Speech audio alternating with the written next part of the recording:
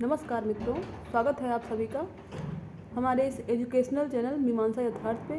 मैं गरिमा एक बार फिर उपस्थित हूँ आप सभी के सामने लेकर क्लास 7th की सिविक्स की एनसीईआरटी, जिसका नाम है सामाजिक एवं राजनीतिक जीवन सेकंड। दोस्तों, इससे पहले हमने क्लास 6 की जो सिविक्स की एनसीईआरटी है वो डिस्कस कर ली है और हमने क्लास 7th की एनसीईआरटी के 3 चैप्टर डिस्कस कर लिए हैं, जिसके वीडियोस आपको हमारे चैनल पे मिल जाएंगे। आप वहाँ से देख सकते हैं अगर आपने नहीं देखे हैं तो। आज हम लोग बात करेंगे क्लास 7th की एनसीईआरटी के चैप्टर 4 के बारे में, जिसका नाम है लड़के और लड़कियों के रूप में बड़ा होना। आप कहेंगे कि एक ऐसा टॉपिक है, एक ऐसा अध्याय है जो एनसीईआरटी ने रख दिया है, लेकिन इसके बारे में बात करने की ज़रूरत है और ये बहुत ही महत्वपूर्ण किंतु बहुत ही उपेक्षित मुद्दा है हमारे समाज का, जिसके बारे में लोग ध्यान नहीं देते हैं, लेकिन इस पर ध्यान दिए जाने की आवश्यकता है। तभी हम समझ पाएंगे कि क्या है और क्या होना चाहिए। तो देखिए, यहाँ पे लिखा हुआ है, लड़का या लड़की होना किसी की भी एक महत्वपूर्ण पहचान है, उसकी अस्मिता है। जिस समाज के बीच हम बड़े होते हैं वह हमें सिखाता है कि लड़के और लड़कियों का कैसा व्यवहार स्वीकार करने योग्य है, उन्हें क्या करना चाहिए और क्या नहीं। हम प्रायः यही सोचते हुए बड़े होते हैं कि ये बातें सब जगह बिल्कुल एक सी हैं, परंतु क्या सभी समाजों में लड़के और लड़कियों के प्रति एक जैसा ही नज़रिया है? इस पाठ में हम इसी प्रश्न का उत्तर जानने की कोशिश करेंगे।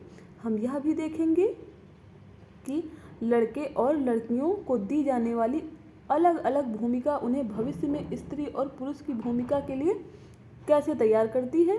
इस पाठ में हम देखेंगे कि अधिकांश समाज पुरुष व स्त्रियों को अलग अलग प्रकार के महत्व देते हैं। स्त्रियां जिन भूमिकाओं का निर्वाह करती हैं उन्हें पुरुषों द्वारा निर्वाह की जाने वाली भूमिकाओं और कार्य से कम महत्व दिया जाता है। इस पाठ में हम यह भी देखेंगे कि स्त्री और पुरुष के बीच के क्षेत्र में असमानताएं कैसे उभरती हैं। आपकी एनसीईआरटी में इसमें इसको समझाने के लिए 2 एग्जाम्पल दे रखे हैं। 1920 के दशक में सामोआ द्वीप में बच्चों का बड़ा होना। इसमें दिखाया गया है कि सामोआ द्वीप के जो बच्चे हैं वो कैसे बड़े होते हैं। तो उसमें दिखाया गया है कि जैसे जो लड़कियां हैं, जैसे 4-5 साल की होती हैं तो 2-3 साल की होती हैं, माता उनका ख्याल रखना बंद कर देती है, और जैसे 4-5 साल की होती हैं तो अपने छोटे भाइयों का, छोटे बहनों का ख्याल रखती हैं। जो बच्चों माताएं जो हैं वो बच्चों का बहुत ही छोटी उम्र में ख्याल रखते हैं। उसके बाद उनकी जिम्मेदारी उनके बड़े भाई बहनों पर आ जाती है। और जो लड़के हैं, जैसे ही 9 साल के होते हैं वो बाहर मछली पकड़ने जाते हैं, वो बाहर का काम करते हैं, और फिर लड़कियां घर का काम करती हैं। लेकिन जैसे लड़कियां बड़ी होती हैं, 14-15 साल तक पहुँचते पहुँचते, तो वो फिर बाहर का काम करती हैं, जैसे बागानों में से चाय लाना और टोकरियाँ बुनना, मछली पकड़ना, ये सारे काम लड़कियां करती हैं। और जो खाना पकाने का काम है वो लड़के करते हैं, उसमें लड़कियां उनकी हेल्प करती हैं। तो ये सामोआ द्वीप के लोगों का उदाहरण था। इसके बाद एक उदाहरण दे रखा है आपको 1960 के दशक में मध्य प्रदेश में पुरुष के रूप में बड़ा होना। उसमें दे रखा है कि 1960 के दशक में मध्य प्रदेश में लड़के और लड़कियां अलग अलग स्कूल में जाते हैं, और जो लड़कियों के स्कूल का मैदान है वो स्कूल के अंदर सारी बिल्डिंगों से घिरा हुआ बीच में ही छोटा सा है, और लड़कों के स्कूल का जो खेल का मैदान है वो स्कूल से लगा हुआ लेकिन बहुत ही विस्तृत, बहुत बड़ा मैदान है, और उसमें जिसमें लड़कों को कोई भी खेल खेलने की स्वतंत्रता है। इसमें एक पिक भी दे रखी है, लड़कियां स्कूल जाते हुए समूह बनाकर चलना क्यों पसंद करती हैं। तो आपने अक्सर जब लड़कियों को स्कूल जाते देखा होगा तो वो झुंड में जाती हैं, एक साथ जाती हैं, कई लड़कियां समूह बना के।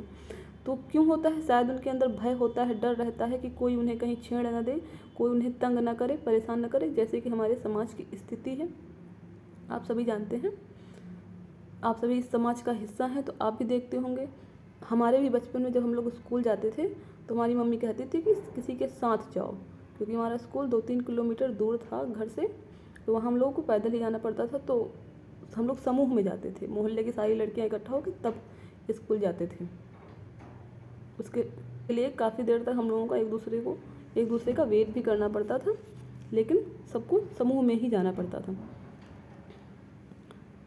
और भी बहुत सारी चीज़ें हमको अपने समाज में देखने को मिल जाती हैं। जैसे ही बच्चे जन्म लेते हैं, फिर कोई लड़का हो कोई लड़की हो, जैसे ही परिवार में आता है तो वहाँ पे बचपन से ही ये चीज़ें कब शुरू हो जाती हैं ये हमें पता भी नहीं चलता है कि समाज कब अंतर, लड़के और लड़कियों में कब अंतर करना शुरू कर देता है, क्योंकि जो कर रहे होते हैं उन्हें खुद नहीं पता होता है। वो तो बनी बनाई परंपराओं पे चल रहे हैं कि जैसा होता आ रहा है उनके साथ हुआ वैसा ही वो अपने बच्चों के साथ करते हैं, क्योंकि पीढ़ियों से चली आ रही बातें हैं। जैसे ही लड़कियों के कपड़े डिसाइड कर दिए जाते हैं कि उनको कैसे वस्त्र पहनने हैं, और लड़कियों को जो खिलौने दिए जाते हैं उसमें गुड़िया दी जाती है, और लड़कों को खेलने के लिए कारें दी जाती हैं। ये आपने खुद देखा होगा और अनुभव भी किया होगा। दोनों ही खेल खेलने में आनंद तो बहुत आता है, लेकिन इसमें बात इसकी नहीं है कि किस खेल को खेलने में क्या हो आनंद आ रहा है। बात इस चीज़ की है कि उनको गुड़िया और उनको कार ही क्यों दी जा रही है। जो उनके खिलौने हैं वो उनको ये बताते हैं कि उनको बड़े होके क्या करना है, बड़े होके क्या बनना है। जैसे लड़कियां हैं घर घर खेलती हैं, खाना बनाना, ऐसे बचपन में वो खेल खेलती हैं जो काम उनको बड़े होके करने हैं। और लड़कों को बॉल दी जाती है, बैट बल्ला दिया जाता है, उन लोगों को कारें दी जाती हैं। मतलब जब छोटे बच्चे होते हैं घर में खेलते हैं तो उनको खिलौने दिए जाते हैं, बाद में उनको बॉल पकड़ाई जाती है, उनको घर के बाहर मैदान में जाकर, पार्क में जाकर खेलने की अनुमति होती है। लेकिन लड़कियों को ऐसा नहीं होता है, वो घर के अंदर ही वाले खेल खेल सकते हैं, जिसमें गुड़िया गुड्डा, खाना पकाने जैसे। आपने भी अपने घर में बच्चों को ऐसे खेल खेलते देखे होंगे या फिर आपने भी खेले होंगे। और लड़कियों को कहा जाता है कि आप धीमे आवाज़ में बात करिए, लड़कियों को धीमे आवाज़ में बात करना होता है, तभी वो सभ्य और संस्कारी मानी जाती हैं। अगर कोई लड़की तेज़ आवाज़ में बात कर दे तो उसको कहेंगे कि तो अभद्र व्यवहार माना जाता है, या उसको कहते हैं कि इसके अंदर सभ्यता नहीं है। और लड़कों से कहा जाता है कि वो रौब में आके बात करें, किसी से दबे नहीं, किसी से दबी आवाज़ में बात ना करें। तो ये सारी चीज़ें हैं जो हमें दिखाती हैं कि हमारे समाज में किस प्रकार से लड़के और लड़कियों की अलग अलग तरह से परवरिश होती है, और उनमें जो अंतर है जो बाद में उनकी एक स्त्री और पुरुष की भूमिका को तय करता है, वो कैसे ही बचपन से शुरू हो जाता है। और ऐसा ही इसका प्रभाव हमारे जो अध्ययन के विषय हैं, जब हम लोग सब्जेक्ट का चयन करते हैं तो उस पर भी पड़ता है कि लड़कों को कहते हैं कि वो साइंस और मैथ लें, लड़के जाके इंजीनियर बनेंगे, IAS की तैयारी करेंगे। इस टाइप मतलब लड़कों से जो अपेक्षाएं होती हैं वो बड़ी होती हैं, और उनको कहते हैं कि इनको पैसे कमाने हैं तो इनको अच्छे काम करने हैं। और लड़कों को अक्सर मैथ पढ़ाई जाती है, उनके लिए उसको फिर भले ही उसका इंटरेस्ट ना हो उसमें, लेकिन उसको वो सब्जेक्ट दिलाए जाते हैं। और लड़कियां अगर वो पढ़ना भी चाहें तो उनसे कहा जाता है कि वो होम साइंस पढ़ें, है ना। उनको मैथ की जगह पे हमारे यहाँ सब्जेक्ट चलता था होम साइंस, तो उसमें लड़कियां जैसे ही 8th क्लास के बाद 9th में आती थी तो होम साइंस ले लेती थी, क्योंकि उसमें ये था कि लड़कियों को जाके घर क्या करना है, खाना बनाना है, तो उनको यही इसका ज्ञान ले लें वो, इसलिए ऐसे सब्जेक्ट उनको दिला दिए जाते थे। और फिर भले ही वो लड़की आगे जाके इंजीनियर बनना चाहती हो, डॉक्टर बनना चाहती हो, और लड़कियों के लिए सबसे सिक्योर जॉब मानी जाती है कि वो जाके टीचर बने। तो उसके बाद उनको टीचिंग का कोई भी, अगर लड़की ज़्यादा पढ़ लिख गई है तो उसको टीचिंग का डिप्लोमा कराने के लिए घर वाले दबाव बनाते हैं कि वो टीचर की ट्रेनिंग कर लें, B.Ed कर लें, BTC कर लें, क्योंकि वो उनके लिए सेफ़ जॉब है। उसके साथ वो घर के काम भी कर सकती हैं। तो यहाँ पे हम ये भी देख सकते हैं कि महिलाओं को अगर बाहर काम करना है तो उनको घर में भी काम करना है, तो उनको इस प्रकार से डबल काम करना पड़ जाएगा। लेकिन अगर पुरुष बाहर काम करेगा तो वो घर पे काम नहीं करेगा, अगर वो घर पे काम करेगा तो बाहर काम नहीं करेगा। तो यहाँ पे एक कहानी दे रखी है इसमें, जिसका शीर्षक है मेरी माँ काम नहीं करती। तो इसमें एक बच्ची है सोनाली, जो अपनी माँ से कहती है, उसकी माँ जॉब करती है, तो वो अपनी माँ से कहती है कि माँ हमारा जो स्कूल का टूर जा रहा है उसमें आप चलिए। वैसे हमेशा हरमीत की माँ जाती हैं, वो कोई काम नहीं करती है, और तो इस बार वो जा नहीं सकती। तो उसकी माँ सुनती है कि तुम्हें सचमुच ऐसा लगता है कि वो कोई काम नहीं करती है? तो कहती है कि नहीं, वो घर का काम करती है, तो कुछ कोई काम नहीं होता है। तो फिर उसकी माँ उसके घर जाती है, तो जो उसका बेटा होता है कहता है, पर आंटी, क्या वाकई ये ठीक नहीं है कि मेरी माँ तो घरेलू महिला है, वह वह कहाँ कोई काम करती है? मतलब घरेलू महिला है तो इसका मतलब है कि कोई काम ही नहीं करती हैं। तो सोनाली की माँ उनको कहती है कि जसप्रीत, तो तुम कुछ आराम क्यों नहीं करती? एक बार ज़रा इन्हें भी सब कुछ खुद करने दो। तो उनसे हड़ताल पे जाने के लिए कहती, तो कहती ठीक है, कल से मैं हड़ताल पे हूँ, मैं कोई भी काम नहीं करूँगी। तो बच्चे पहले तो बहुत खुश होते हैं कि देखो वाह कितना मज़ा आएगा, कल हम पापा के साथ मिलकर घर संभालेंगे। लेकिन दूसरे ही दिन 7:30 बज जाता है और फिर उनको ऑफिस निकलना है और बच्चों को स्कूल जाना है। कितनी सारी समस्याओं का सामना करना पड़ता है और इन लोगों का लंच भी तैयार नहीं हो पाता है। ऐसा आप लोग अपने घर पे भी देख सकते हैं कि अगर कभी आपकी माँ बीमार पड़ जाएं या किसी भी कहीं रिश्तेदार के यहाँ चली जाएं, तो घर पे कितनी सारी समस्याएं आ जाती हैं कि सारे काम अस्त व्यस्त हो जाते हैं, कोई भी काम ढंग से नहीं होता, समय पे नहीं होता। तो इससे ही पता चल सकता है कि घर में महिलाओं की कितना महत्वपूर्ण काम करती हैं। वो ऐसा काम करती हैं जो कोई वो काम कर ही नहीं सकता, या जिसको करने में उन लोगों को बहुत ही समस्याएं आती हैं। जैसे इसमें अब ऑफिस से आए हैं तो उनको चाय चाहिए, तो चाय भी वो खुद ही बना रहे हैं। तो इस कहानी में तो आपने देख लिया कि जसप्रीत हड़ताल पे है तो कितना सारा समस्याओं का सामना करना पड़ा घर वालों ने, लेकिन ये था कि उसकी हड़ताल मानी गई। लेकिन आप हमारे समाज में जो पुरुष प्रधान समाज है, इसमें ये भी देख सकते हैं कि जब कभी कभी महिलाएं बीमार भी होती हैं या वो काम नहीं करना चाहती तो उनसे ज़बरदस्ती वो काम कराया जाता है, उनको वो काम करने के लिए मजबूर किया जाता है कि नहीं तुमको करना ही पड़ेगा क्योंकि ये तुम्हारा काम है। कुछ पुरुष इतने अपने आप को लेके कि मैं तो पुरुष हूँ, मैं घर में रसोई का काम कर ही नहीं सकता, ऐसी भी विचारधारा वाले पुरुष हमारे समाज में देखे जाते हैं। और फिर महिलाओं को बीमार होते हुए भी आपने भी देखा होगा कभी कि आपकी माता, उनको बुखार आ रहा है, तबीयत ख़राब है, फिर भी वो काम में लगी हुई हैं। ऐसी चीज़ें हमें देखने को मिल जाती हैं। और ये जो काम का चक्र है महिलाओं का, ये हमेशा चलता है, मतलब ये लगातार उनका काम चलता ही रहता है। पुरुष तो हफ्ते में एक बार छुट्टी मिल भी जाती है ऑफिस में उनको, लेकिन महिलाओं को काम से कभी छुट्टी नहीं मिलती है। उनका काम सुबह 5 बजे 4 बजे से उठ के शुरू होता है और रात के 12 बजे तक चलता है। यानी कि वो सब परिवार के सभी सदस्यों के उठने से पहले उठती हैं और सबके सोने के बाद सोती हैं। घरेलू काम का मूल्य।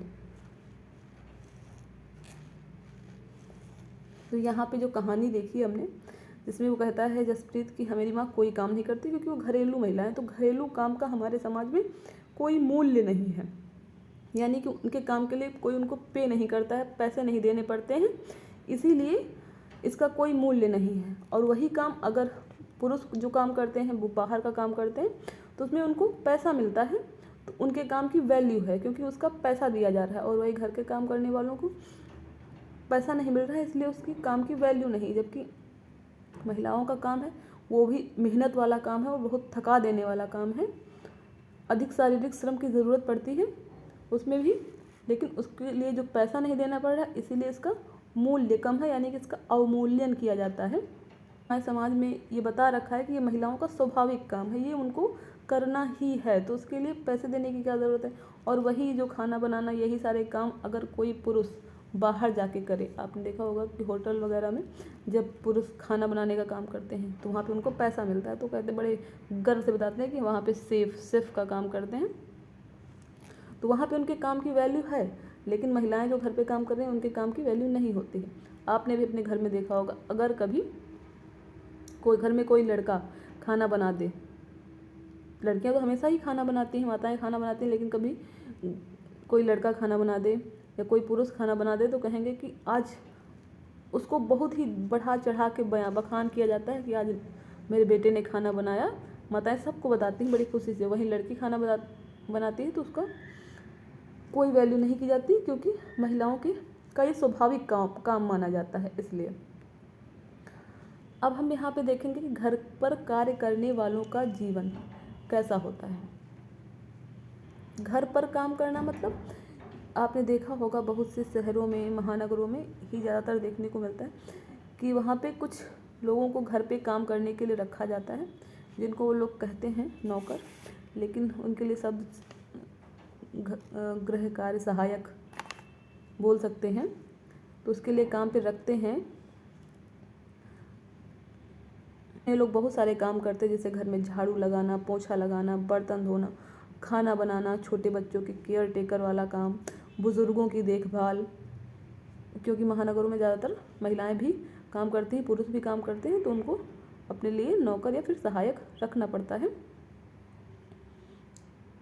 क्योंकि हमारे समाज में जो ये काम है, ये घर के काम है, इसको लेके एक जो सोच बनी हुई है कि इस काम की कोई वैल्यू नहीं है, इसीलिए जो घर पे काम करने वाले लोग हैं, जो ये काम करते हैं पैसे के लिए करते हैं बाहर, लेकिन इसकी कोई वैल्यू नहीं की जाती है, क्योंकि जो हमारे समाज की प्रचलित धारणा है, हमेशा से ही इस काम को कोई वैल्यू नहीं दी गई है। तो उसको तो वो लोग मुफ्त के बराबर मानते हैं, इसीलिए जो इन लोगों को सैलरी मिलती है इसके लिए वो भी बहुत कम होती है, और वहाँ पे इनको कार्यस्थल पे सम्मान भी नहीं मिलता है। किसी भी जो मालिक होता है, जो उनको काम पे रखता है, जॉब देता है, वो उनके साथ बुरा व्यवहार करता है, डांटता है, डपटता है। अगर कभी कोई सामान नुकसान हो जाता है तो उसके लिए उनको बहुत सुनना पड़ता है, कभी कभी तो सैलरी में से भी पैसे काट लिए जाते हैं।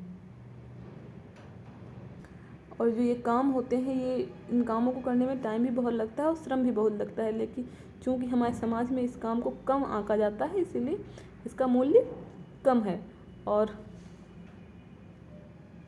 ग्रामीण क्षेत्रों की बात करें तो वहाँ भी आपने देखा होगा कि जो महिलाएं हैं, ग्रामीण महिलाएं, वो वहाँ पे तो पशुपालन का भी काम करते हैं। तो पशुओं का सारा काम उनके लिए चारा भूसा, चारा लाना, भूसा करना, उनको जानवरों को पानी देना और उनका गोबर फेंकना और उसके उपले बनाना, ये सारे ही काम महिलाएं करती हैं। और लकड़ियाँ काट के लाना। अभी तो जो उज्ज्वला योजना है, जिसके तहत गांव-गांव में गैस सिलेंडर पहुंच गए हैं, लेकिन फिर भी महंगाई के चलते लोग उनका इस्तेमाल कम ही कर पाते हैं। तो अब उतना नहीं, लेकिन फिर भी लकड़ी लेने के लिए उन लोगों को जाना पड़ता है। और ठंडियों के मौसम में तो खासकर जैसे ही ठंडी शुरू होती है, वैसे ही लोग लकड़ियाँ इकट्ठा करना शुरू कर देते हैं। इसमें लकड़ियों के भारी भारी गट्ठर अपने सिर पे रख के लाते हैं ढोके, तो ये काफ़ी श्रम वाला काम होता है। हम लोग भी अपने बचपन में जंगलों में जाते थे लकड़ियाँ लेने के लिए इसी ठंडी के मौसम में, और पूरी ठंडी ये लकड़ियाँ बीनते हुए ही बीतती थी, और इसमें लोग खूब सारी लकड़ियाँ इकट्ठा करते थे। इसके अतिरिक्त जो झाड़ू लगाना, पोछा लगाना, ये सारे काम जिसमें उन लोगों को वज़न उठाने वाला, पानी भरना, इस टाइप के काम सारे ही महिलाओं को करने पड़ते हैं। और इसमें इन लोगों को बार बार झुकना पड़ता है, जिसमें दिक्कत होती है। महिलाओं को खाना बनाने के लिए घंटों गैस के सामने खड़ा रहना पड़ता है, लेकिन इसमें इनके काम को वैल्यू नहीं दी जाती। और पुरुषों को ऐसा लगता है कि जिसमें ज़्यादा मेहनत है, ज़्यादा श्रम है, वो काम सिर्फ पुरुष ही कर सकते हैं, महिलाएं नहीं कर सकती हैं। लेकिन हम दोनों के काम का अगर आकलन करें तो हम देख पाएंगे कि महिलाएं भी इतने ज़्यादा श्रम वाले काम करती हैं। यहाँ पे जो एक घरेलू कामगार है मेलानी, उसने अपना अनुभव शेयर किया है, उसको यहाँ पे देख लेते हैं। मेरी पहली नौकरी एक अमीर परिवार में लगी थी, जो 3 मंजिले भवन में रहता था। मेम साहब अजीब सी महिला थी, जो हर काम करवाने के लिए चिल्लाती रहती थी। मेरा काम रसोई का था, दूसरी 2 लड़कियां सफाई का काम करती थी। हमारा दिन सुबह 5 बजे शुरू होता। नाश्ते में हमें 1 प्याला चाय और 2 रूखी रोटियां मिलती। हमें तीसरी रोटी कभी नहीं मिली। शाम के समय जब मैं खाना पकाती थी, दोनों लड़कियां मुझसे 1 और रोटी मांगती रहती थी। मैं चुपके से उन्हें 1 रोटी दे देती थी और खुद भी 1 रोटी ले लेती थी। हमें दिन भर काम करने के बाद बड़ी भूख लगती थी। हम घर में चप्पल नहीं पहन सकते थे। ठंड के मौसम में हमारे पैर सूज जाते थे। मैं मेम साहब से डरती थी, परंतु मुझे गुस्सा भी आता था और अपमानित भी महसूस करती थी। क्या हम दिन भर काम नहीं करते थे? क्या हम कुछ सम्मानजनक व्यवहार के योग्य नहीं थे? ये एक घरेलू कामगार महिला का अनुभव है। तो ऐसा आपने भी देखा होगा, हमारे समाज में होता है कि लोग अपने घरेलू जो कामगार हैं उनके साथ अच्छा व्यवहार नहीं करते हैं। हर बात के लिए डांट पड़ती है और चिल्ला के ही बात करते हैं, ऐसा लग रहा है प्यार से बात कर लेंगे तो वो थोड़ा कम हो जाएंगे, कुछ ऐसी फीलिंग आती है उनके व्यवहार को देख के। और यहाँ पे कुछ आंकड़े दिए हुए हैं। निम्न तालिका में भारत के केंद्रीय सांख्यिकी संगठन द्वारा किए गए विशेष अध्ययन के कुछ आंकड़े 1998-99 के हैं। देखिए क्या आप रिक्त स्थानों को भर सकते हैं।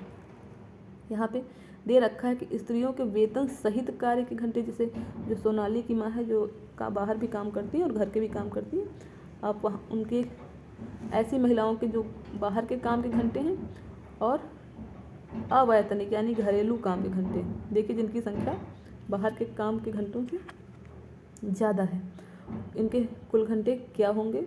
और यहाँ पे पुरुषों के वैतनिक यानी कि जिसके लिए उनको वेतन मिल रहा है वो काम के घंटे, और जिसके लिए उनको वेतन नहीं मिल रहा है वो काम के घंटे। तो आप इनको जोड़ेंगे तो आप पाएंगे कि जो महिलाओं के काम के कुल घंटे हैं वो पुरुषों के काम के घंटों से कई ज़्यादा हैं, काफ़ी अधिक हैं। लेकिन क्योंकि उनको इस काम के लिए, जो काम वो घर में कर रही हैं उसके लिए वेतन नहीं मिल रहा है, इसीलिए उनके साथ भेदभाव होता है और उनके काम को महत्वपूर्ण नहीं माना जाता है। अब हम आगे बात करेंगे महिलाओं का काम और असमानता। जो घरेलू काम होते हैं जिसमें मतलब घर में बच्चों की देखभाल करना, घर की देखभाल करना, बुज़ुर्गों की देखभाल करना, ये इनको कम महत्व देना, ये किसी एक जगह पे नहीं होता है। मतलब इसको अगर मान लें किसी एक ही परिवार की समस्या है, एक ही समाज की है, तो ऐसा नहीं है। ये हमारे पूरे सिस्टम में है, पूरे एक सामाजिक व्यवस्था है जो सभी जगह देखने को मिलती है।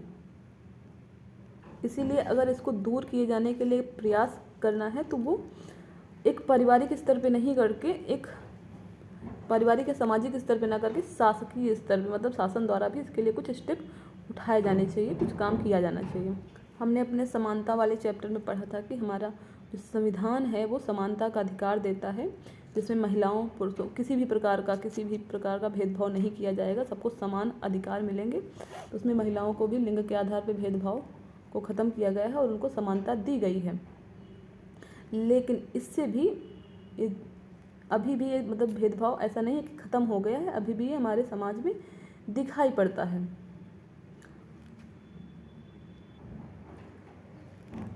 तो जैसे आपने वहाँ पे देखा था कि जो सोमोवा द्वीप के लोग हैं उसमें बच्चों का, जो छोटे बच्चों का की देखभाल की जिम्मेदारी उनके बड़े भाई बहन पे आ जाती है। तो ऐसा यहाँ हमारे समाज में भी है कि जब भी छोटे बच्चे होते हैं, जैसे हमारे ही छोटे भाई बहन अगर हम देख लें तो उन जो माताएं हैं वो बाहर के काम करने लगती हैं, अन्य काम करने लगती हैं, और जैसे ही बच्चे 1-2 साल के होते हैं फिर उनको आगे बड़ा करने की, उनकी देखभाल करने की जिम्मेदारी उनके बड़े भाई बहनों पे आ जाती है, जिनकी उम्र ज़्यादा नहीं होती, उनसे वो 2 ही 3 साल बड़े होते हैं, लेकिन वो अपने छोटे भाई बहनों की देखभाल करते हैं। और इसका आपको पता है कि इसका सीधा असर लड़कियों की शिक्षा पे पड़ता है, क्योंकि उस समय उनकी उम्र स्कूल जाने वाली हो चुकी होती है। क्योंकि फिर घर के जो भी काम होते हैं, कोई भी काम करना है जिसमें घर में एक अधिक सदस्य की ज़रूरत है, तो फिर लड़कियों को ही अपने स्कूल से छुट्टी करनी पड़ती है, घर में कोई भी काम हो। हमारे यहाँ भी ऐसा था कि जब घर में कोई भी काम होता था तो घर में भाइयों से नहीं, लड़कों से नहीं कहा जाता था कि वो घर पे रुकें, लड़कियों को ही रोका जाता था, क्योंकि लड़कियों को अधिक जिम्मेदार समझा जाता है और उनको ये होता है कि ये काम कर लेंगी, तो इसीलिए छुट्टी करनी पड़ती थी। सरकार को ये पता है कि ऐसी चीज़ें होती हैं हमारे समाज में, इसीलिए शासन ने कुछ चीज़ें शुरू की हैं, जिसमें से आंगनवाड़ी, बालवाड़ी का नाम सुना होगा आपने, जिसमें जो छोटे बच्चे होते हैं 3 साल के, उनको इसमें भेजा जाता है और वहाँ पे इनकी देखभाल की व्यवस्था होती है। तो इससे क्या होता है कि जो माताएं हैं वो अपने बच्चों को यहाँ पे छोड़ के काम पे जा सकती हैं, उनको इसमें सुविधा होगी और वो अपने काम पर जा सकेंगी। और इससे क्या होगा, लड़कियों की जो शिक्षा पर प्रभावित होती है वो भी अपने स्कूल जा सकेंगी, उनकी भी पढ़ाई में कोई बाधा नहीं आएगी। तो आपकी एनसीईआरटी में ये चित्र दे रखा है, जिसको बंगाल की महिलाओं के एक समूह ने बनाया है।